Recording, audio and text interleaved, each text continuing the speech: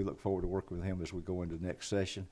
And I see a lot of familiar faces out here. Is anybody joining us today in one of our regulated industries meetings for the first time? Somebody that's not normally been here that would like to introduce themselves? Yes, ma'am.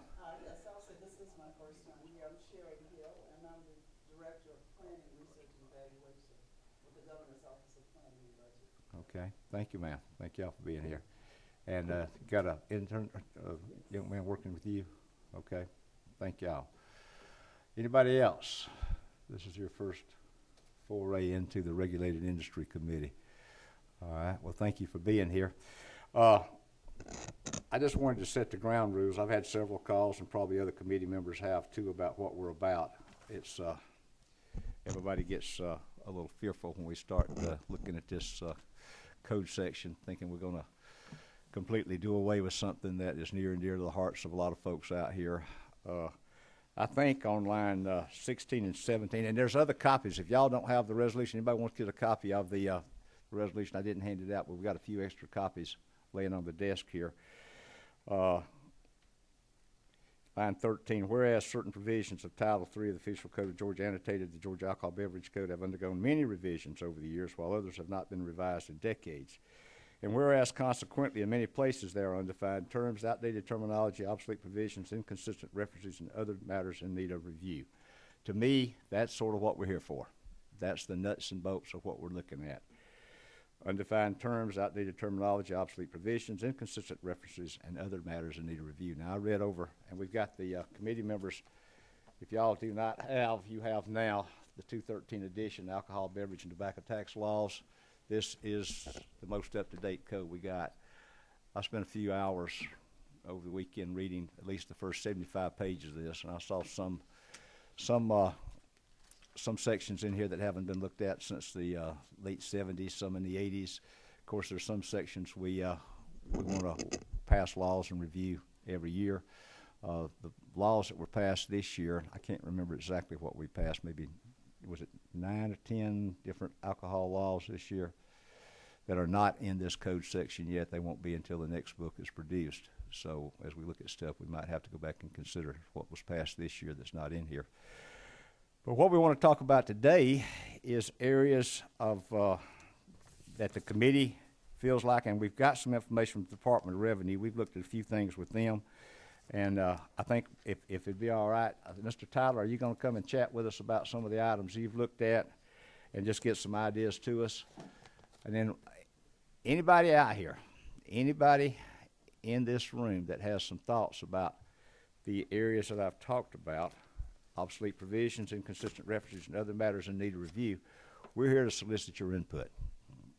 We want your thoughts on this, so you can be prepared when we get through to come up and talk to us about some areas that you may feel need to be looked at. So it's not just for the committee to look at, this is for all of us. So any questions about that? Any questions from the committee? And let me say before Mr. Tyler gets started, I did invite the vice chair of the committee over today, Mr. Tom Taylor. I asked him to come in and sit in since he is vice chair and the chair of the alcohol committee. Our good friend Mr. Powell down here, and I'm sure he'll be his usual reserved and quiet self and have no comments. So, but I do appreciate him coming in. We'll just turn his mic. All right. Mr. Tyler, tell us what you're thinking this morning, sir. Good morning, Mr. Chairman and members of the committee. Thank you for the opportunity to be here this morning. We've previously discussed several things that we thought might be of interest to the committee and take a look at as far as things that might be changed to help improve customer service in reference to alcohol issues. One was we used beer in the code, but we never provided a definition for it. We provided a definition for malt beverage, and they're essentially synonymous. So if it said beer or malt beverage, we thought that would clarify issues a little bit. Hard cider has become an issue not only for the state of Georgia, but for several states across the nation, including the state of Florida. That's one of the things that will be discussed at the National State Liquor Administrators Regional Meeting. Do we need his mic on? I'm sorry, go ahead. I just ask you, he's reading from a list. If we get the list, that would probably save us making a lot of notes. Yeah, I bet we've got a copy of that, or we can have a copy of that. Yeah, we'll get you a copy of that list. Yeah. We don't have to have it right now, but we'll get that in a bit. That'd be all right.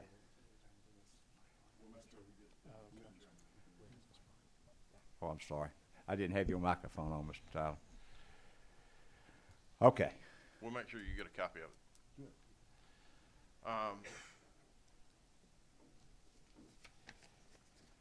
And then hard cider is an issue that not only in Georgia but in Florida as well.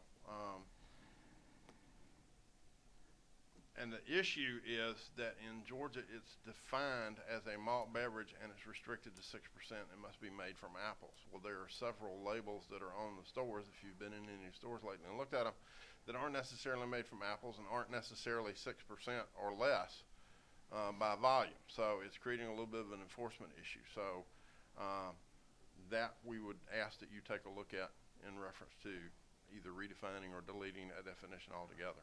What volume can it go up to?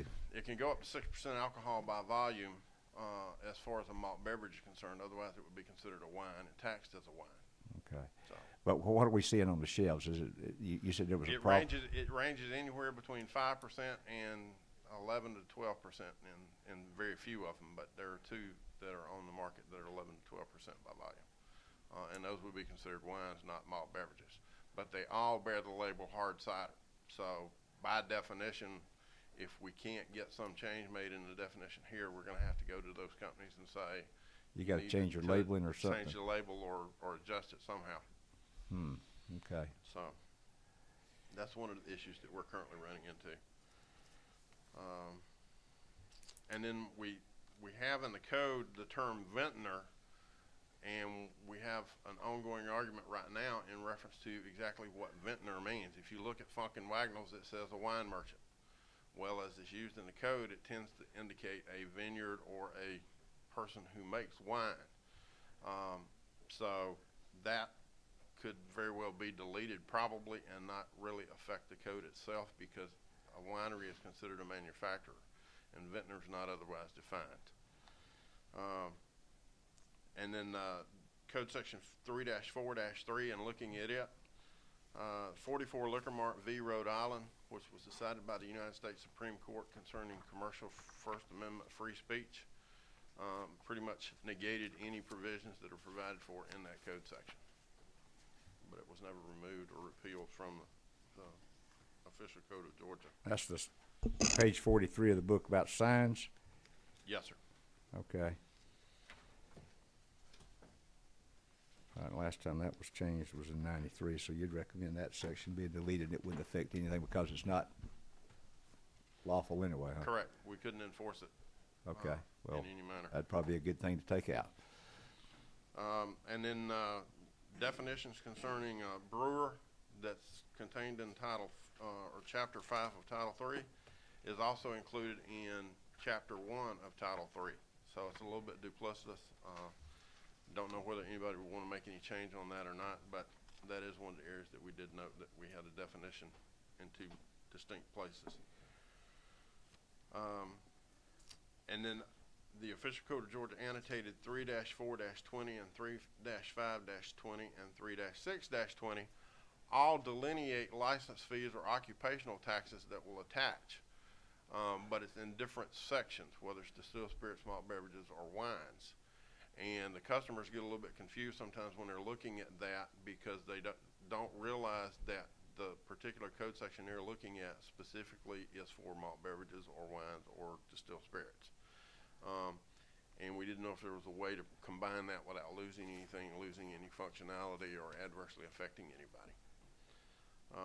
And then on the official code of Georgia annotated 3-4-150, 3-4-151, 152, 153, 3-5-30, 3-5-31, and 3-6-23. And I do have some extra copies of these that I will provide. Yeah. I gave up writing. I talk too fast. I apologize. That those all deal with the shipping of products and the requirements for shipping products into the state of Georgia. And in the vast majority of the language is almost identical across the board in all 3 chapters. So we didn't know if there was a way to potentially move that over into general provisions to make it apply to all 3, or if that was the will of the committee. But that was one of the things that you could potentially take a look at in reference to change. And one of the issues that we always deal with, because we have differing definitions between what the locals consider and what the state considers when it comes to retail consumption dealer, retailer, or retail dealer. And then we've got a separate definition which is consistent across the board as far as a retail package store is concerned. That deals with distilled spirits. But if you talk with the local jurisdictions and they issue licenses for retail consumption on premise, they don't care whether it's beer or wine or liquor or all 3. If it's a restaurant or a tavern or a bar, they issue it for consumption on premise. But in those locations where you don't have distilled spirits, if it's only beer and wine, our license says retail because that's what the code defines it as. If it's only beer and wine, it's a retail license, period. Doesn't matter whether it's issued to a restaurant, a tavern, or a bar. And then the taxpayers and applicants get confused because they've got a consumption on premise license from the local jurisdiction, but ours says retail. And they want to know, well, can I sell for consumption on the premise if it says retail? By code, the answer is yes, but trying to get to that explanation takes about 30 minutes and 2 pages of documentation to get there. So that may be one of the things that the committee could take a look at. Now, and committee members, y'all got questions anytime, jump in on this. And Matt, good to see you. Thank you for being here today. Some restaurants or places of business then get a retail license to sell just beer and wine. Correct. And then they call you guys. Do they call with a question about selling distilled spirits, liquor at those places after they get the retail license, then they want to go ahead and sell the other? Is that where the confusion's coming from? Or? No, the confusion comes in because if it's a local beer and wine license, it says consumption on premise. And then they get our beer and wine license, even if it's in a jurisdiction that they couldn't sell distilled spirits at all. Ours says retail. So they look at the local and they say consumption on premise. They look at ours and it says retail, and they're trying to decide, okay, which one can I do? Okay, the retail being, they're thinking that they could sell it for package off premises. Okay. Correct. And they're unclear as to exactly what they can and cannot do. Okay, so it's the retail terminology that's messing them up when they look at the code section here. And we think there's a potential to separate that out and make it clear for everybody, be on the same terminology page with the local jurisdictions, and not adversely affect any of the licenses that are in the marketplace today. Okay. All right. Yes, sir. To follow up on that, and I'm new to the Chairman's Committee for just a few years here. Some people have been here, you know, a lot longer, but I would just confirm with Chairman Powell that the state issues the retail, which means you sell to somebody that's going to use it, is ideally, correct? Correct. Is it not then it's the locals to decide whether you can open it there or take it home? So it seems, I mean, I understand why if I'm getting a license it would seem confusing, but we regulate to whom you can sell it and can it be sold, you know, should it be sold again? And the locals decide the consumption on the premises. So do we just need to say somewhere in our license that ours is silent to the consumption? I mean, I don't think we want to get away from it being a retail sales. What's your suggestion? Well, it's currently referred to, if you involve distilled spirits at the tavern or bar or whatever, it's a retail consumption dealer. But if it's only beer and wine, it's referred to as a retail dealer rather than a retail consumption dealer. And just to get consistent between those two terms. Correct. Fair enough. But that retail consumption could include the beer and wine along with the distilled spirits as well. and in retail, to me, the retail is the package sales that's going out the door, not consumed on premises. And typically, that's what the licensees are thinking as well. Right. So they're thinking, if I got a package store, I got a retail package store down here, and they're going to come in and buy the fifth or the quart or a six-pack or whatever, and they're taking it out.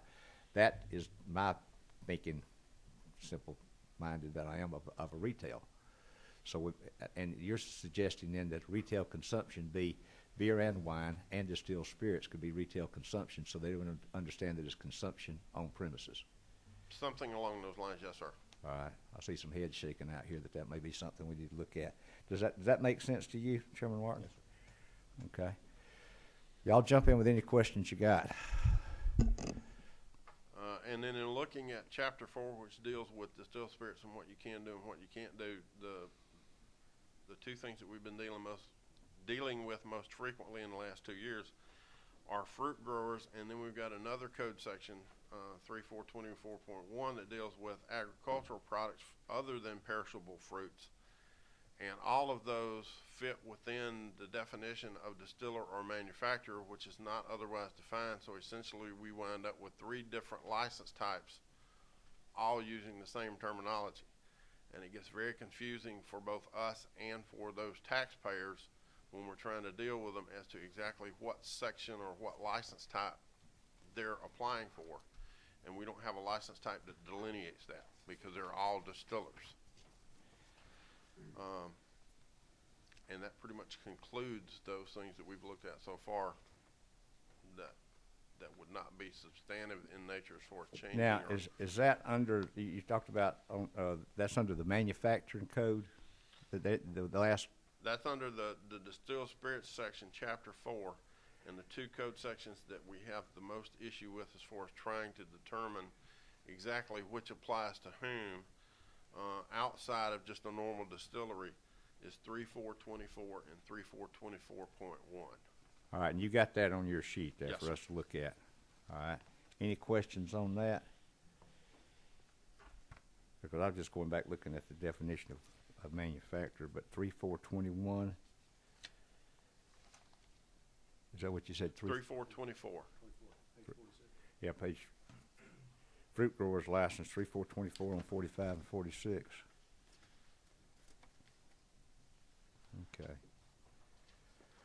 All right, well, that's, God, if nothing else, a dang good starting point looks like for us to look at some stuff. We'd love to have those sheets and let us sit down and see what we can do. And I'm sure we'll be talking, probably having a lot of conversations with you guys on trying to clean it up. I think this is what our committee should be about, trying to make it simplified for you and the people you have to deal with that come in off the street and trying to figure out what kind of license they need and you know, how to make it simplified for them. And we appreciate the opportunity. What? You just step next door and make some copies. Yeah, we'll get some copies. We'll do that. Julie, Miss Julie will get us some copies of that. Okay. And everybody knows Miss Julie here, our fine administrative assistant. Appreciate her being here today. Any questions from Mr. Tyler at this point in time? We'll get copies of that for us to mull over. Are you gonna come back with recommendations on some of how you would suggest changing some of these? We will gladly work with whomever the committee desires us to work with in reference to the language. All right. Before you get up, I have flipped this page over here 3 times, and I keep going back to it, and I've just lost it again. I got it turned down. I had a question on something I was reading through in my leisure this weekend. On Article 6, 34150 and all that area in there, the designation of sale territories and wholesalers for out-of-state brands. Okay, so we talk about how we're going to do the territories and wholesalers for out-of-state brands. I could find nowhere in here, in this section, and I read through the rules and regulations also at the back of the book, what do we do for in-state brands? Is there any, I mean, what's the difference between out-of-state brands and in-state brands and how we delineate the territories and wholesalers? I cannot find anything on that. It functions exactly the same way.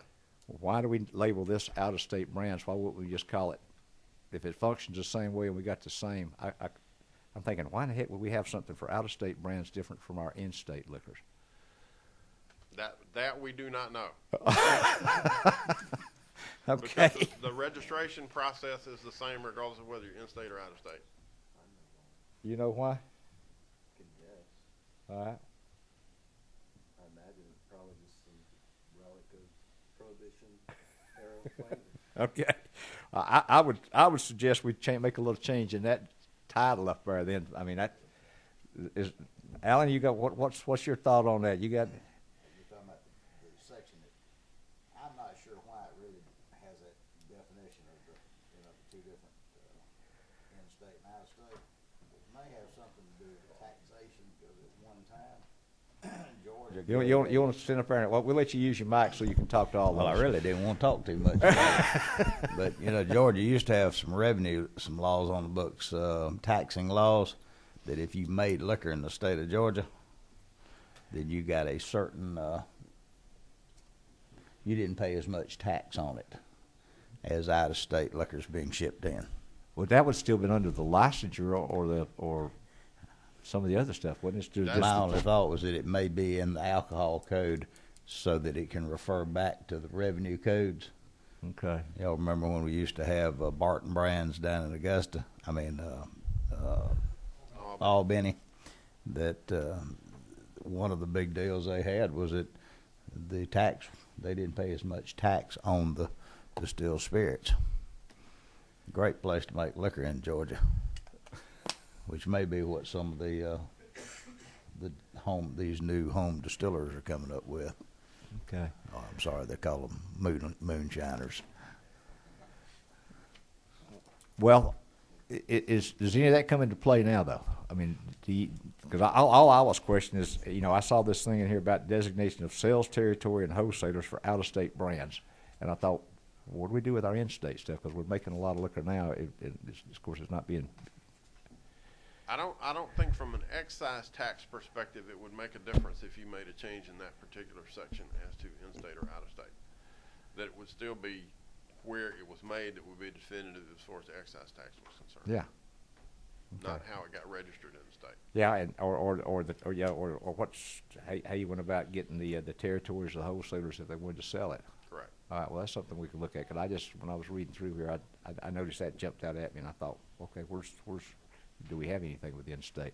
Anybody else out there got any thoughts on that, or am I, you know, chasing a rabbit that's going to go in a hole out here somewhere? All right. Anything else, Mr. Tyler, from the committee? Thank you, sir. Thank We'll get you. those lists, and I'm sure we'll be trying to massage some of that. Anybody else in the audience that wants to come up and talk to us about some issues today? Brother Ed, you want to, okay, come up and share with us what's on your mind. Very briefly, Mr. Chairman. It's all right. We still got an hour and a half, 2 hours. About a minute and a half. Thank you, Mr. Chairman, members of the committee. I'm Ed McGill with Georgia Alcohol Dealers Association. We represent several hundred retail packaged liquor stores throughout the state. I want to just echo basically what Mr. Tyler with the Revenue Department said, and we endorse what he says, especially when it comes to definitions. And 312, we think that retail consumption dealer in subparagraph 18 is very well defined, and retail packaged liquor store by regulation and or in this code section is adequately defined. But in 17, you've got, as I'm thinking is, 4 different categories lumped into one. Those, number 17, in our view, needs to be divided into 4 categories. A retail package beer license, retail package wine license, retail consumption on premise wine, and retail consumption on premise beer. And that would solve the problem if those were identified as clearly as the distilled spirits are. And otherwise, that's about it, Mr. Chairman. We appreciate what you guys do. Thank you. All right, I'm trying to look at this on page 2. 17's got person. 17's, if I'm looking at the right thing here, 312, number 17 defines a person. Am I looking at the right thing? I'm sorry, 18. Okay. 18 is retail consumption. Okay, retail consumption dealer. We're starting at 18. That's what we were Right. talking a while ago with, Mr. Tyler. The retail consumption dealer, retailer package liquor store. Those 3 right there. Right, 18 and 19.1 are very clear in our view. Okay. 19 is the problem. 19 is the problem. Yes, Did I hear you wrong? Maybe I was not. Okay. Okay, the 19, the retailer or retail dealer, that's the one that needs to be broken up. And you said you'd like to see that with respect to beer, wine, and distilled spirits? No, you already covered in distilled spirits, both package and consumption. This deals with, and the confusion part is putting distilled spirits in that definition. If you just had a definition for retail package beer and wine and retail consumption on premise beer and wine, in other words, 4 different definitions, then you'd be covered, Okay. we think. I got to think through that. Is anybody with quicker mind got that figured out? My mind's not working that fast this Well, morning. In other words, you could say a retail wine package dealer is a retailer who sells wine by the package only. Next definition, retail wine consumption dealer would mean any person who sells wine for consumption on the premise at retail only to consumers, not for resale. Just like 18, except substitute those 4 categories. And we'll be glad to provide some suggested language if you'd like for us to. Now, okay, what's your button? What's your number? Oh, 23. I'm sorry, I didn't see it. It was hidden there. All right, Chairman Dollar, you got a question? How might this affect, like brew pubs and wineries? Well, I think they'd buy a license. If it's a winery, for example, they would need to buy a packaged wine license. I don't think it would So you could have restrict them 2. from being a winery and a retail package wine retailer, but they'd have to buy that license. It would be clarified. And I'd defer to that. Am I halfway right on that? Okay.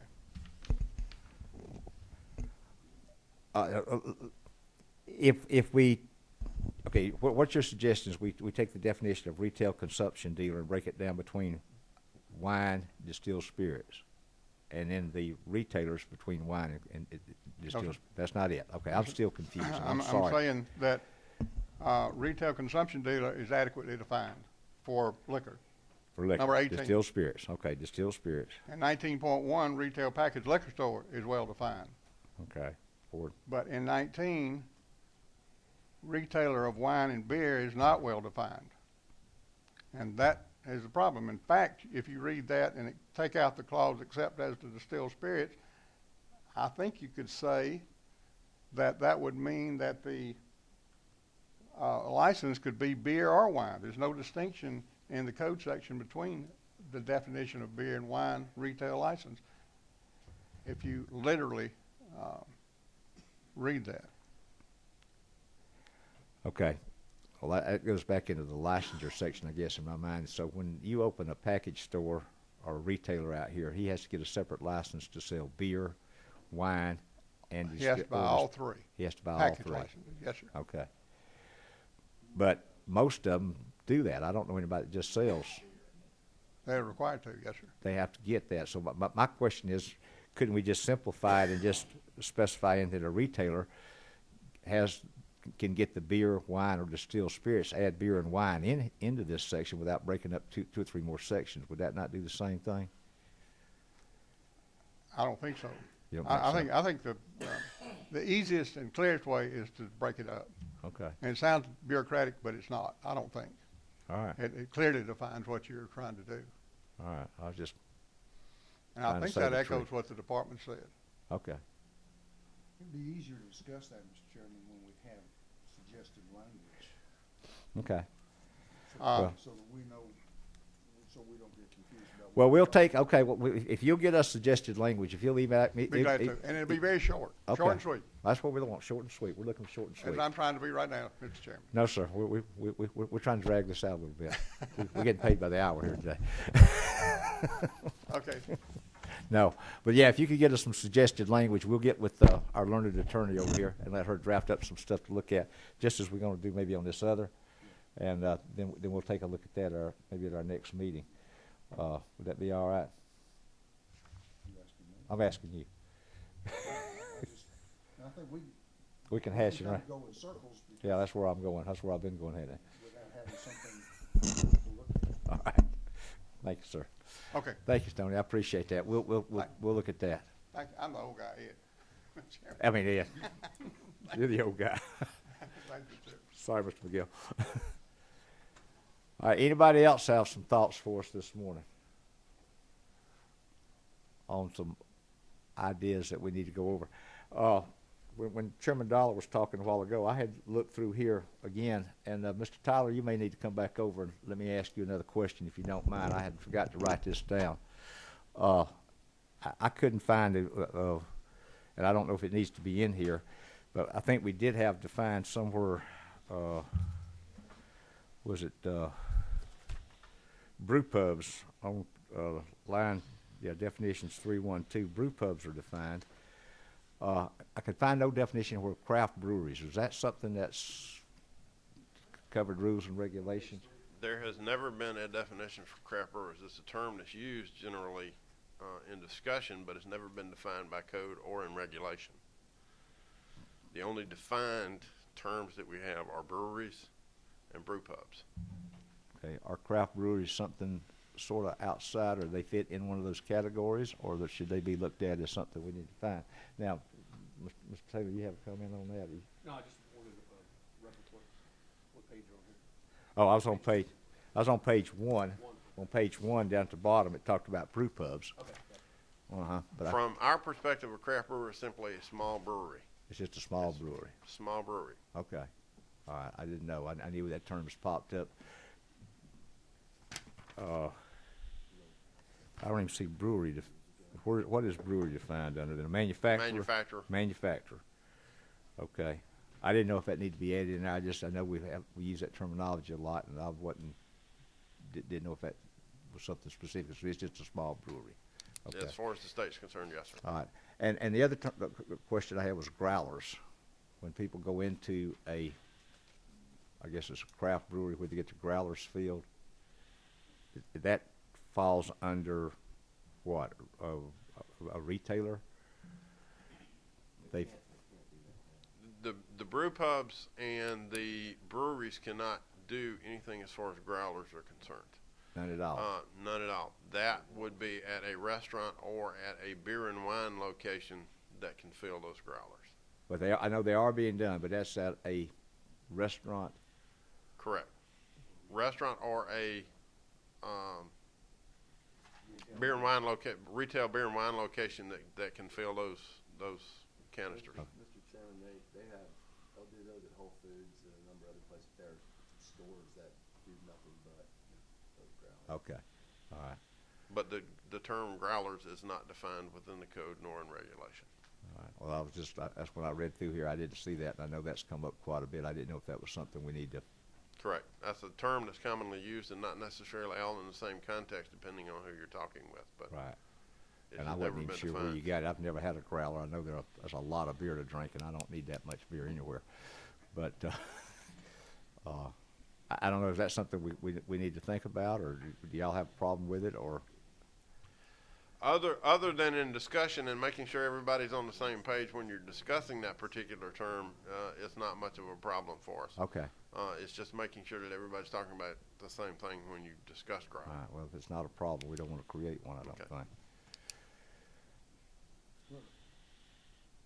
And on the one hand, he says it's not a problem, and on the other hand, he says it is a problem when we're talking about it. So if it creates some difference of opinion as to what you're talking about, then there ought to be some standard set that says this is what we mean when we're talking growling. Well, that's something the committee could, I guess, look It's at. something that you could certainly take a look at. Okay. All right. Sorry to bring you back up here. I had Not a forgot to problem. write those notes down a little earlier. Not a problem. All right. Anything else from Mr. Tyler while we got him here without bringing him back? Okay. All right. Thank you, sir. Thank you for the opportunity. All right. All right. Anything from the committee members that you guys, you've got the books. I don't know if any of you had this edition or not, but we've got the book. I'd like for you guys to spend a little time reading. I know the first 75 pages is just thrilling. That's like a great murder mystery if you want to read that one night. Getting up to Yeah, getting up to the wine section. I didn't go past the distilled spirits. I didn't get into all the wine stuff yet. That starts on page 76 if you really want to get in depth in this.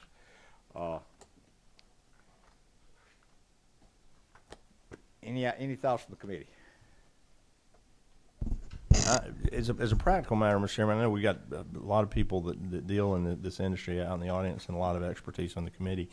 Something that the only calls I've had relative to this subject in my tenure in the legislature have been with and from people who want to do something, if you will, a bit private, or they're having a wedding reception, or they're having somebody's anniversary party, and they're trying to figure out what type of license they need to get if they're going to either acquire the beer, wine, spirits and have it at a hotel that doesn't otherwise have a license. Anything you all can do to help us, and I'm not necessarily trying to change the landscape of who needs to be licensed and where it needs to be purchased, but anything you all could do to help us clarify that in the code so the average Georgian that wants to throw their son or daughter a wedding, or their parents a 50th anniversary party, and just serve a glass of wine at a hotel that otherwise doesn't have a license. Anything that we could do to make it easier for them to understand how to make that happen, if it can happen, I think would make sense. Because when they talk to the local folks, or then they call revenue, there seems to be a lot of different places in this code section that they need to check off. So if there's some way to simplify that without moving the landscape, I think that would be beneficial to the 10 million Georgians we serve. Mr. Tyler, did you come back up? I know I've read through here. There's a lot of sections on different events. We got hotels, motels, Holiday Inns. We got all kind of things in here. Nonprofit organizations. Yeah, well, I don't know about sales in dry counties. Is there anything in all these little sections out here, the little caveats on who can do what? Is there anything in there about is what he was talking about? Now, here's sales off premises for catered functions on page 108. Does any of the things that Chairman Martin's talking about fall in any of these categories that's already listed? Do you know, or could you need to look at? Potentially. Potentially, that's the problem, huh? Okay. That's my point. That's Mr. the potential. Chairman. Okay. The average person doesn't. It takes them a long time to get to where they need to be, and if we can simplify it, it would be great. If it is in fact just a wedding party, and as far as the state's concerned, there's no money associated, no cash bar, no anything, no license is required, not even a special event permit. However, when you get to the local level, that may change, because you may have to get what they refer to as a BYOB or a brown bag permit in order to do that, even if it's in an unlicensed location. If there will be a cash bar there, it could be a catered function, or it could be a special event function, depending on which way you set that particular function up. So that's how it actually functions is where we get into the issue of which permit is required. So Okay. We'll certainly be glad to take a look at it and see if we can come up with any suggestions on how to resolve that issue. But right offhand, I'm not coming up with anything that's going to combine all those. Yeah, that's sort of off the fly here, because I know we've got the page 116's got the special events use permit. But again, that might depend on whether they've got a cash bar set up or what they're going to do there. Correct. If they're just a wedding reception, they're furnishing all the beer, wine, alcohol, or whatever. They could go to a retail package store and just carry it over there as far as the state's concerned. Yeah, but then it'd be up to the local. But maybe we need to put it under the special use permit, that if they're doing it, there's, you guys don't have to issue a permit if they're just buying it at the package store and carrying it over, and it's not a cash bar, no money's changing hands at the event. Correct. Okay, does that sort of maybe an area we can look at? Yes, sir. Again, I'm not trying to change. I'm not saying it's being done wrong or right now. It's just people are confused, and the gentleman may have pointed out that it may be more local confusion at 159 counties and 400 and some cities that have a different rule.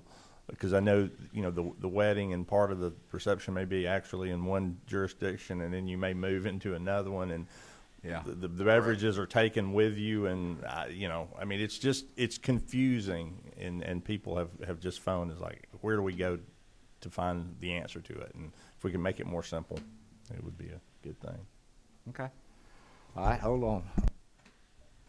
Chairman Dollar. Yeah, just real quick, talking about the local jurisdictions with the BYOB or as you put the brown bag rule, how prevalent are those? Are they more the exception or more the rule? Because honestly, I was not even aware of it. I would say typically they're more the exception. I know the city of Atlanta just passed an ordinance instituting one in the city of Atlanta. The city of Columbus has one, but I'm not familiar with exactly how many municipalities or counties. When did Atlanta pass theirs? It's been within the last month or so. Yeah, I didn't know that. Okay. Okay, thank you. Chairman Tyler? Yeah, I think I can address that from a locality like Dunwoody. We have coming from local government, not very restrictive, and it doesn't cost any money, but you assign some sort of who has a pouring permit, who's actually responsible. So if you did have a liability resulting from that, say you had a wine tasting at a place, somebody has to have a pouring permit to do that. There's typically no charge for that, but you do assign some responsibility. Any other comments on that? That's interesting.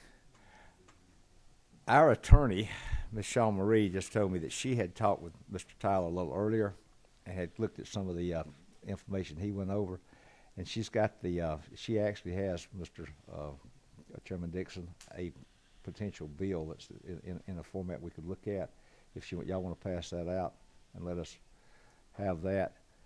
And then we don't have to study it now, but I'd like for you guys to take it. Yes, next meeting we'll probably have a test on it.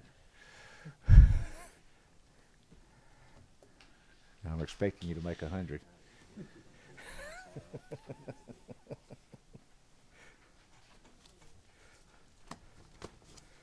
Chairman Dixon just got back from Russia and Poland and England. He was sitting in the Parliament. He went to the House of Lords in Parliament. So he thinks he's really a smart guy now after being over there. Got nice pictures. I realized one thing. Fran Miller would not fit in the House of Lords. Say that again. I'm sorry, speaking to the mic. So I decided one thing while we were in the House of Lords, and that was that Fran Miller will not fit in the House of Lords. Much as he talks about being from the House of Lords. Yes, he does. Yeah. I found it interesting when he went to the Senate, it went from Millar to Miller.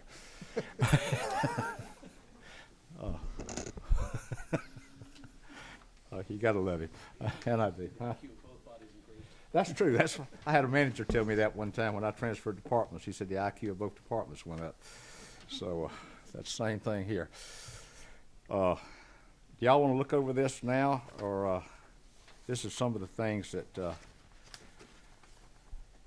When do we anticipate our next meeting? Well, that's a good question. August is not a very good month for a lot of folks. Let's see, Matt, you're gone the whole month of August pretty much, aren't you? And I did not bring my list. I had talked to everybody, and dadgummit, I left at my office in Cartersville on when they were going to be in and out. I remember Matt's going to be out. You're out to a good part of the month. I'm going to be out the week before you are.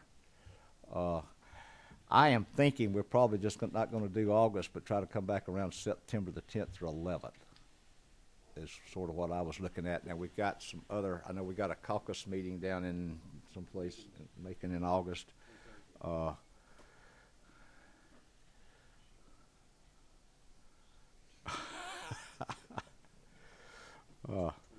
And Brett, thank you for watching our meeting. I just got a text here from Brett, so thank you, Brett. I appreciate your comments here.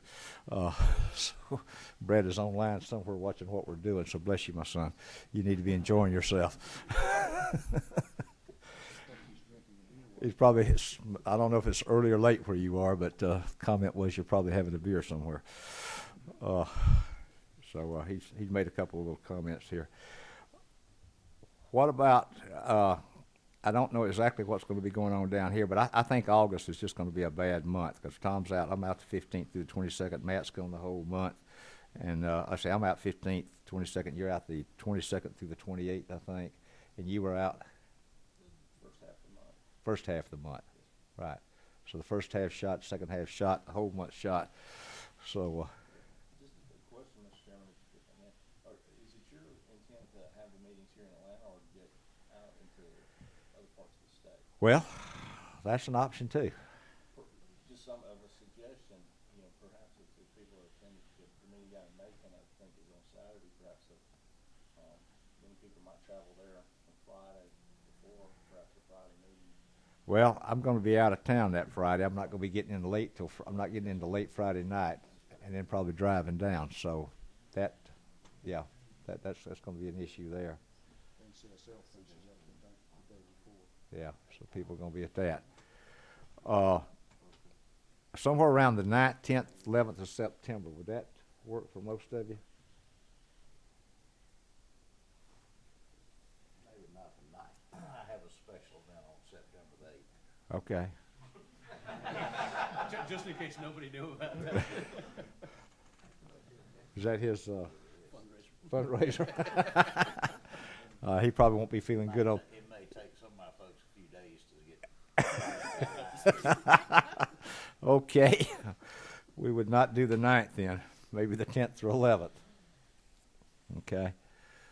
That sound good. We will defer to that, Mr. Chairman. So I think we will try to look at somewhere around the 10th or 11th of September. I think we're authorized for about 5 meetings, but hopefully we could go through this. And we've got some ideas. We're going to get something from Stoney. We're going to get a couple more things from Mr. Tyler here, maybe to look at on the areas that we talked about here with these special events. And if we need to look at something on growlers, if we need to put something in the other area about brewers, about craft brewers, I don't know if we need to do anything about that or just leave it alone. I see somebody saying leave it the hell alone. Okay. I see heads shaking back there. Do not mess with that. And then we got the definitions of some of the areas we can already change. I think probably we could just take this. Well, let's just go through what we've got here to look at it and then let everybody study this. We've got about 8 pages here, and we're striking a lot of language. It looks fairly simple. Let's go over that and see if there's any questions right now, and then we'll bring this back for our next meeting. The page 1, we see the beer or malt beverage. That's being changed from the definition on page 2 of the book. We've got malt beverage defined on number 13. Here we're looking at beer or malt beverage, because I understand beer has never been defined anywhere in the code section. It means any alcoholic beverage obtained by the fermentation, da-da-da-da-da.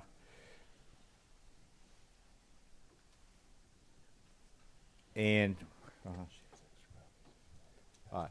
Y'all want a copy of that? We got some extra copies out here. Yeah. She's got some copies she'll pass out there up here. I'm sorry. You guys get a copy of that. Take it and feel free to look at it. And you guys also get a copy of that and come back with us if you got questions on it. Tom, you got a question? Just as it refers to sake, where does that fall into? I'm looking at the, it says in section 2.1, it says this term does not include sake, known as Japanese rice wine. It's declared a wine. So it's declared a wine no matter what, Correct. because I know sake has a range of alcohol contents. Correct. Okay. We'll let everybody get their copies here. Thank you, Shaw Marie. Yeah, it's bad for us to have something that our guests don't have. Do you need a copy of this, Mr. Tyler? I've got one, sir. You got one? Okay. All right, so bottom line, looks like under the malt beverages, there was taken out such product. Let's see, we've taken out the including stuff there: ale, porter, brown, stout, lager beer, small beer, strong beer. I have no idea what small beer was. Strong beer, I don't know. Anybody, so but bottom line, we're just cleaning that up and taking that a little cleanup on the lines of the LC 362572. Taking out those little examples of what would be known as a malt beverage. Anybody have any questions on that? Huh?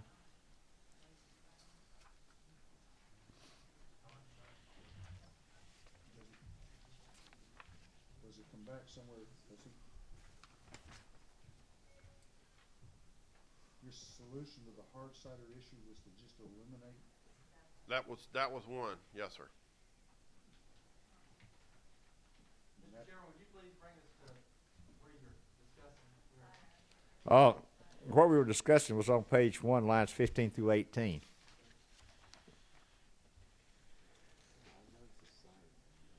Now,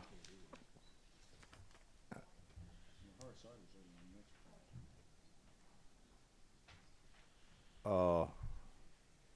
hard cider was stricken on lines 46. Yeah, go back to page 2. We're striking the definition of hard cider. And the reason for that Has back- to do with the labeling issue of what's beer, what's wine, and what's the alcohol by volume, what doesn't currently fit the definition as defined. Okay. That's being sold on the shelves today. All right. Is that going to present a problem with the volume contents? All right. Alan, you got a comment? Or I sure was Tom. Okay. I was just going to ask, is that going to increase the number of hard ciders that are out there that are going to be greater than 6%? I don't think it's going to increase the number that are currently available because there are a significant number of them that are already above 6% that are carrying the hard cider label, but they don't fit this definition. Okay. All right. Anybody have any concerns on that right now? Yes, ma'am. What's your number, ma'am? 14. Okay. So actually, hard cider's not actually used anywhere in Title III. So it's a defined term that we don't use anywhere to define what someone can or cannot do under law. So it's just defined and it just sets there in the definitions and that's it. Yes, sir. Okay. All right. And we're just going to assume that pretty much anything under the 14%. You said it ranges from, let's see, I wrote down somewhere the hard cider ranged from, you told me earlier, You said 5%. 5 to 12. 5 to That's what we 12. found so far. Okay, that's what y'all found so far. So just let that section go then, okay? Now, audience members, when y'all looking through this, y'all got issues too. You need to, get it back to us when you look at this. All right, then we got malt beverage down here on page 2, 54 through 58. We're taking that term out because we're including that over on 2.1, correct? Correct. And it was just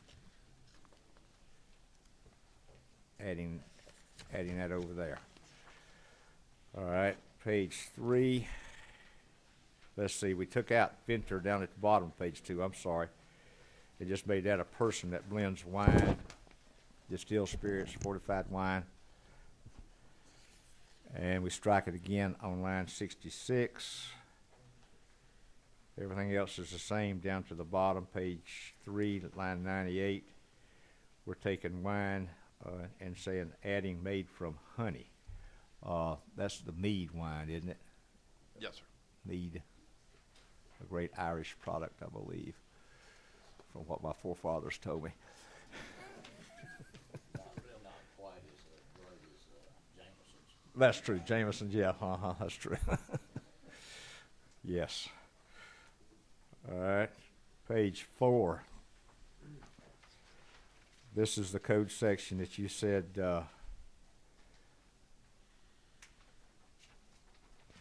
is that the section you said that it was the signage section that was not in effect, it couldn't be used anyway? Correct. Correct. The United States Supreme Court in 44 Liquor Mart v. Rhode Island. Okay, so we're striking that entire section. And in section 3, striking brewer and case. Now, is that defined?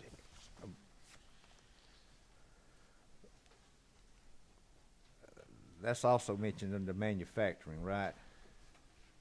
That's Brewer is correct. defined as part of manufacturing. Part of manufacturing in the definitions on Yes, page 2, so it doesn't need to be repeated over here. Correct. Is that what we're looking at? Okay. And then case, no such thing, I guess, as a case anymore, or, well, Well, that one may require some more discussion. Okay. All right. A rectangular, a box or receptacle, sorry. Malt beverage on the average. Well, I guess my question is, why would we need to define case anyway? What was the purpose of defining a case? I mean, it's sold in. I think that's another one of those things, kind of like growler, that everybody kind of understands what a case was or is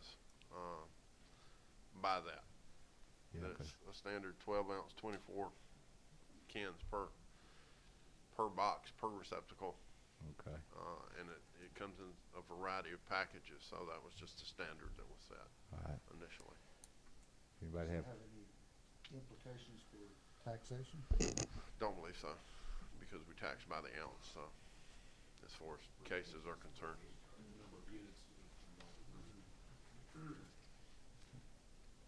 Okay. So as indicated on y'all's sheet, that may be additional area to work on in terms of the way that case, much like the hard cider, it's not used. It's only defined for purposes of that chapter, and then it's not used in that chapter, but used in that chapter in Code Section 3-5-60 is standard case, which is defined, but it doesn't appear like it's necessarily used correctly as a defined term in that instance. So that may be something that, you know, to explore to make sure that the way standard case is used in that chapter is correct, and may or may not require a definition of malt beverage. But this was one way to approach it for now, since it's not used anywhere in the chapter. Now you said 3-5-60? Yes, Yeah. the Page term 72. standard case is used in that code section.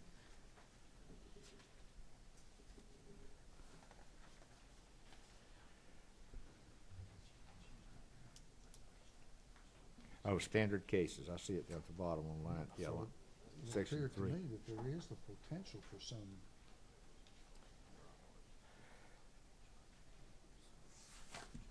Well, that would refer to the defined term, which is defined on lines 90 through 92 of the bill.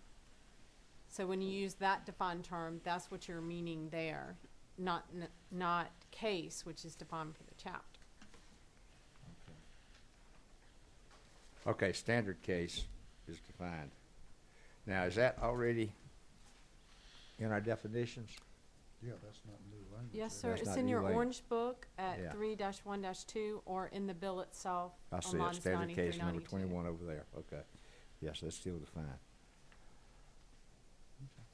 Okay, so we got the definition there. And it So that may still need some work on a going forward basis, if it's the desire of the committee. well, I mean, it looks like that's standard case pretty much defines what we're talking about.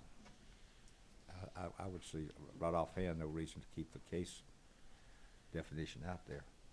As long as standard case is not used somewhere else in the,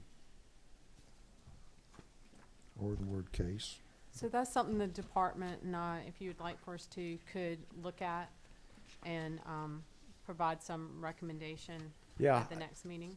If that'd be great, if we just need to stay with the standard case, if that's gonna be consistent, I think we could look at that. And you said it's only used in that one area as far as you know, a standard case? I believe it may be used throughout in other places in the title, but the defined term for the chapter is case, and that is not used anywhere in the Okay. chapter. All right. All right, any other questions? Anything else from our audience today? Well, let's try to get a few answers on some of these areas here. Ed, you're gonna get us your information, present that to us. Licensure issues, as far as, is there anything in here that we need to look at as far as making it clearer, as far as, I'm trying to get all the different licensures. I know I was had marked another page in here. I guess 43, we got the sales tax license defined somewhere. Is there any other place we need to look at putting anything in here or making any changes that you know of on that? Other than the suggestion that it may be possible to consolidate all of the quote occupational taxes or license fees into one code section so that it makes it a lot easier for everybody to find what they're looking for as far as their fees that they're gonna have to pay when they're going into business are concerned. Okay. Because we've got them in about 6 different sections now throughout the code. And unless the person knows what they're looking for and specifically has an idea of what business they're going into, they may have a fee that pops up by them that they weren't aware of because it's in a different code section of what they were looking at. Okay, so you'd like to see all those moved into a chapter or subchapter that's licensure and fees put together for all the different Over ones. into the general provisions. General and just provisions. Consolidate all of them into one code section. All right. Sean Marie, could y'all work on that? Yes. Would that be all right? Maybe get something to present to us at our next meeting that would show that consolidation? Yes. That'd be all right? And then we'll get the information from Mr. McGill and see what we can do there. All right, that sounds good. Sounds like we've got to start. Anything else for the good of the committee today? Nothing? All right. Thank you for your work and your presentation today. Thank Mr. Tyler, I appreciate your department. All right, if there's nothing else from anybody in the audience, we will let you know when we meet again, and this meeting will be adjourned. Thank you very much.